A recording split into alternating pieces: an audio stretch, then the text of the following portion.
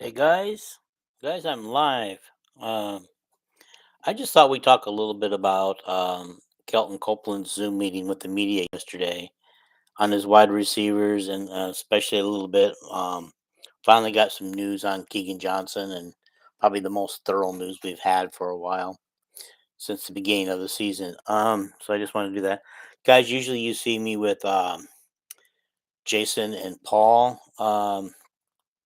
I decided to do this one on my own because I had some things I wanted to say, and this is not going to be a very long video. And just usually on our Talking Iowa Hawkeye Sports podcast that you guys usually see, um, I'm usually the producer of the show and setting the other two guys up, and Paul's our comedian, but he has some great facts and some great insights, and Jason has some knowledge, inside knowledge, and football knowledge from being a coaching football in the past. So it's always nice to get that little mix that we got in there. But today I want to do this one on my own. This won't be a long video, but yesterday Kelton Copeland, the wide receivers coach for Iowa, met with the Iowa media, and some of the things I thought that stood out in the the um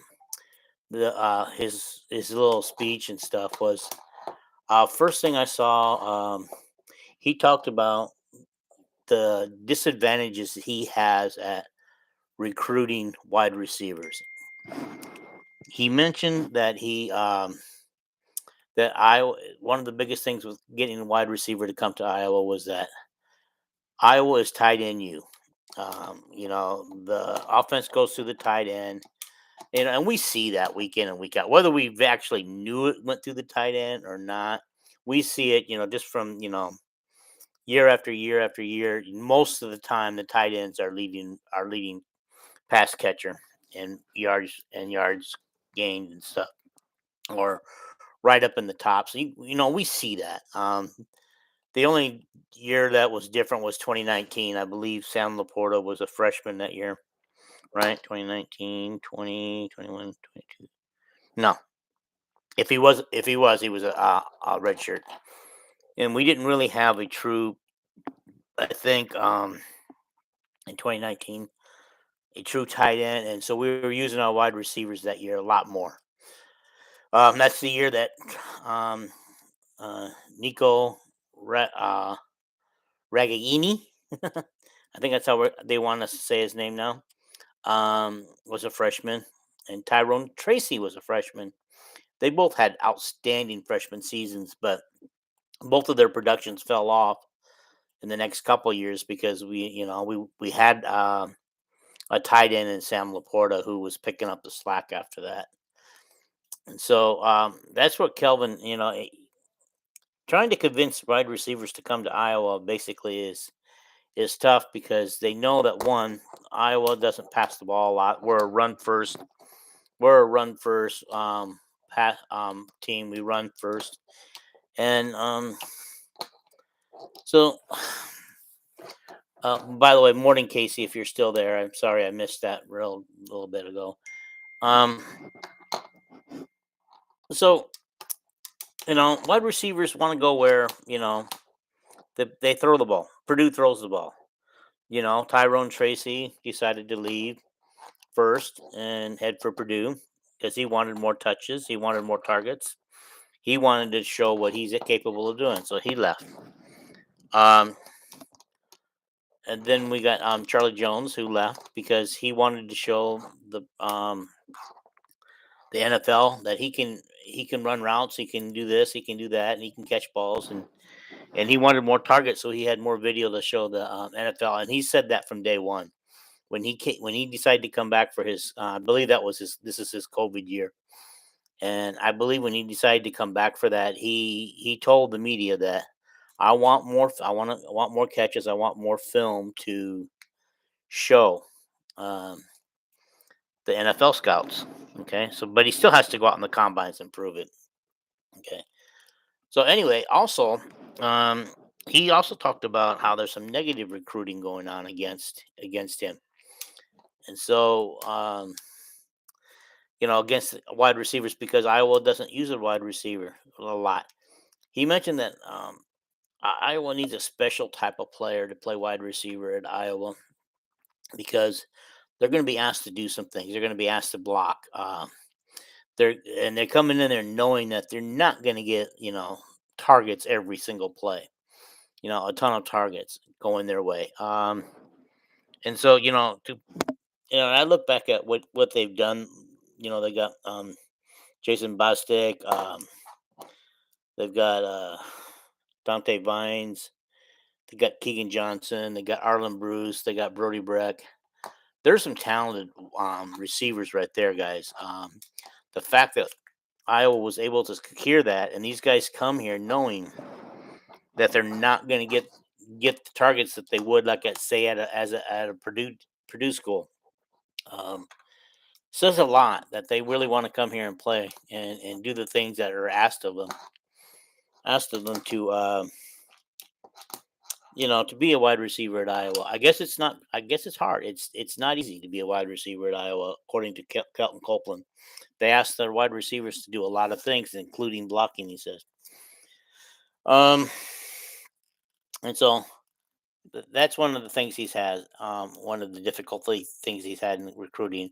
Of course, now that the new thing is the NIL, the name, image, likeness thing, is making it more difficult for Iowa because right now Iowa, I believe, on both their basketball women's and men's program, have decided to use their NIL money for the current players that are on the roster, not to entice a recruit to come to Iowa. Once the recruit commits to Iowa and comes and is part of the team, then he'll get his share of NIL money. But he also talked about sometimes it's difficult too. Like he was talking about like when Iowa was in their championship prep week for Michigan last week in the Big Ten title. He had to take one day out of his thing to talk to two sets of parents for over 40 minutes to explain why their kids were not getting more targets. Two. Okay, I think I know which one set of parents was. He didn't mention which parents. It might even be people that are still on the team, but two wide receivers left because they weren't happy with the number of targets they were getting on the team. So that might tell you who the parents were, in my opinion. I'm just guessing who the parents were that called and took away from his prep time. He needed that prep time to get ready for the Michigan game, and yet instead of out there on the practice field, he has to deal with the parents. And he was asked why he takes the time to deal with them, rather than not just tell them that just blow them off. He said that's part of the deal. It's part of the job. You talk to the parents. Okay. And so, but anyway, he talked about when he was recruiting these guys. He's very honest up front with these guys about where what to expect when they get to Iowa. And so when are able to get a wide receiver to come to Iowa, they feel pretty special because they come in signing with Iowa knowing what they're getting into. So Tyrone Tracy knew what he was getting into. Charlie Jones knew what he was getting into when they signed with Iowa. Okay. So as you guys know, the wide receiver room was pretty depleted. That Arlen Bruce was probably about the only available scholarship player, and they were using him in a lot of ways. Where some ways they didn't even feel comfortable using him, but they didn't have any choice. So now they got Bostic. They're using Bostic a little more, I think, and I guess they're talking about how he is really showing up and showing some things, and he's got a bright future at Iowa. Dante Vines is back now, and they're showing how he's got a bright future. Nico Raghini is back from injury, and you guys can see that he looks like he's back to form, the form that we've come to expect from him. Back what the way he started to excite us in his freshman year, and you guys can see that in the games. So these guys getting well is fantastic. It's really helping. And then they talked a little bit about the injuries to Keegan Johnson, and the way he talked about it was kind of interesting. Okay, it's because he's out there on the practice field playing, practicing with the team. Yet, it also makes it sound like that um, Keegan will come back and play when Keegan wants to come back and play. And if you don't believe me, go back to the YouTube and watch him. That's exactly what he said. Um, it's up to Keegan right now. Keegan knows his body and knows if he's ready to play or not. And so Keegan will come out when he's ready. But right now he's trying to get back into game shape and trying to. He's out there practicing. It sounds like. And from what we can tell, th- they've never really been totally upfront what's going on with him. But it sounds like it's a hamstring. Kirk Ferentz let that slip a little bit in his meeting when he said he was watching the Ohio State wide receiver who was trying to come back from a hamstring injury and wasn't able to. And I mean, he came in the game, caught a pass or something, and had to leave the game because his hamstring was acting up again. And he said that made him think of Keegan Johnson and his situation. When Keegan tried to come back in the third game of the season, you guys will remember that he tried to come back and play in the third game of the season. That was the game that took about 9 or 10 hours to play. Um, Keegan was out there ready to go, caught two targets, two passes for 11 yards in that game, and this could never get his body warmed up and ready to play with all the stoppage of play and everything, and so he elected to sit out the rest of the game because he just didn't feel like he could get his body ready. But like I said, at this point, I don't know if it's a matter that his hamstring is ready to go and he has a mental block. I don't know. They're not saying that he has a mental block about coming back out and playing, or if he's at the point where he could play, but it's just how much can he handle the pain, you know, like stuff like that. We don't know. All I know is Kelton said yesterday in his Zoom meeting that it's up to Keegan when Keegan comes back and plays. So it sounds like he could come back and play now if he wanted to. Um, the good news is he could still come back at the later in the season. Iowa has currently 4 games left if you count the bowl game. So obviously Keegan's going to sit out this game. So Keegan could play in a total of 4 games and still take his red shirt, which means he could play the last 2 games of the season, a bowl game if Iowa goes to a bowl game, because he's already played in 1 game this year. So it sounds like he's going to redshirt for sure, obviously, and so we might have him around longer than we think we will. Um, there are rumors going around the city of Omaha, wide, wide and wide, that he's going to leave Iowa, but not necessarily for Nebraska. Kelton doesn't believe that. Kelton strongly believes he's coming back next year. Kelton says that this guy's going to be a great football player for Iowa um, in the years to come. It's just not this year. We're just not going to see much of him this year. Actually, they hinted that if we see him at all, it would be in the bowl game, and it depends on practices. Um, so I don't know. So that's probably the most we've gotten about Keegan Johnson. We all know this guy's a superstar. I mean, he unseated 2 people on the depth chart last year to take the starting job. He took them away from um, Tyler Jones. I mean, Charlie Jones and Tyler. Um, and so that's just Tyrone Tracy. I mean, I said Tyrone Tracy. Those guys lost their starting jobs basically because of Keegan last year, and I believe Arlen. I believe didn't Arlen. I think Arlen started making some noise last year too. So, um, what I would like to see this year for the rest of the year, I would like to see Arlen continue to be used in ways, at all-purpose yards.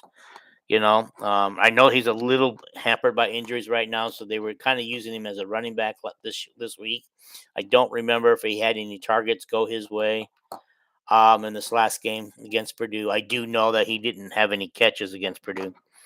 Um, so that's I don't know. That's pretty good. I mean, and then you've got I don't know. Kelton was just talking about in order for people to for wide receivers to come to Iowa, they needed to really love the game of football. They really needed to be wanted at Iowa, want to be at Iowa, and so I don't know. That's about all I got, guys. You see that Dante Vines is starting to heat up, and I think he's going to be a fantastic wide receiver. And we haven't seen more of him, although he's been on campus for a few years now. We haven't seen more of him because he's had a lot of adversity plus injuries going on with his life. But it looks like that's all behind him, and you guys have started to see some of the things he can do. So it's things are starting to heat up on that thing. And other than that, let's just hope this week Arlen Bruce is more healthier. Brody Breck is back on the depth chart, so it looks like we'll see a little bit of him this week. And I wouldn't mind. I mean, personally, I know that these guys want him to, but I wouldn't mind seeing a little more of Arlen Bruce and Brody Breck and Dante Vines get more targets this week. But against Wisconsin, this is probably not going to happen because we're probably going to try to run the ball as much as we can against Wisconsin and keep the ball away from them. Um, so this is their defense this week. Wisconsin's defense is going to be a step up, and so it's going to be a little bit harder for Iowa to run the ball. Wisconsin's defense is in the top 25, and next week I believe Minnesota's comes. We'll go to Minnesota next week, and their defense is like a top 4 or top 5. Anyway, maybe top 10 defense. We're back to guys. We're back to schools that have some solid defenses. You know that we struggled against teams with solid defenses, and we've come out and won games against teams that whose defenses aren't really there right now. And so, um, going to be a good week. Hopefully, Wisconsin comes out, and I mean Iowa comes out and beats Wisconsin. We're looking forward to that. But I just really wanted to talk about the wide receiver situation, and based on Copeland's Zoom meeting with the um, media yesterday, and I just thought he had some interesting things to say, and I took some things away from that. I also think when Copeland was talking about the difficulties recruiting, I think if you read between the lines, it sounds like he's advocating for a different system that would include more wide receivers. Um, you know, a different. I mean, that's what it sounds like to me. But he's not coming out and saying it, but he's saying it in such a way like, "Coach, are you listening? Are you listening?" Could we see some different offensive coaches next year? We could. I don't know. Um, I don't think Brian's going to get fired. I mean, the only way Brian's going is if Brian quits and takes an NFL job or something like that. So Brian's not going to go anywhere unless, like I said, unless he takes an NFL job. So could we see a different wide receivers coach next year? I don't know. It depends. It just sounds to me like Kelton loves coaching the wide receivers. He loves these guys, but he's also sounds frustrated at the same time that his hands are kind of tied right now um, because of the system that Iowa runs. So that's where I'm at. And so, what do you guys think? Leave some comments. YouTube will notify me that you commented, and I will kind of come back and answer those questions the best I can. I want to thank Casey for jumping on early. He didn't stay on for the whole show, but Casey, thank you for jumping in early. I wish you would have stayed and asked some questions. But that's okay. That's fine.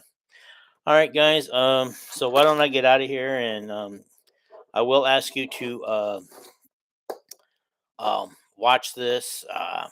Subscribe already if you haven't subscribed to my YouTube channel. There's other things that will show up from time to time other than Iowa Hawkeye stuff. Um, when I'm going to soon be starting a vlog on my health journeys. I got some health things going on, and I just thought it'd be kind of interesting to vlog it. It'll kind of help me stay on track and kind of motivate me to do some of the things I need to do. I've got some things coming up that are affecting my health really bad right now, and so I'll get personal with that. But I'm gonna start a vlog soon with that. I just got to figure out how to break it away from the Talking Iowa Hawkeye YouTube stream. I might have to start a whole channel to do that. So guys, like I said, subscribe, share it, share this with your friends, your Hawkeye friends, everybody that you know. I always tell them, I always share it with my Cornhusker and Iowa State fans because sometimes they get a kick out of it. They get a kick out of me, out here promoting the Iowa Hawkeyes and stuff. So you do that, okay? And don't forget to like the video. See the little thumbs up? Put a thumb up. I got one already today. Okay, guys, take care. I'm out. Bye.